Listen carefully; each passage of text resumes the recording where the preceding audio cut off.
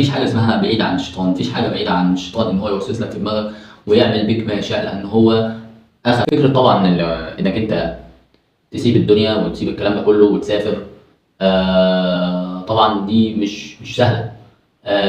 في ناس بتسافر بالطياره تروح جزيره بعيده، في ناس بتسافر بالعربيه تروح مكان صحراء، في ناس بتسافر بالقطر تروح مكان بعيد، في ناس بتسافر بالعجله بالموتوسيكل ماشيا على سير على الاقدام، على حسب مقدرتك ايه وعلى حسب الوسيله المتيسره قدامك.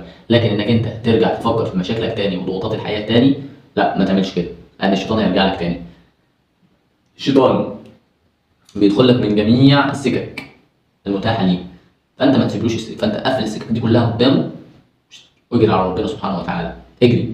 كان عمل الفكره دي احمد الشقيري في كتابه 40.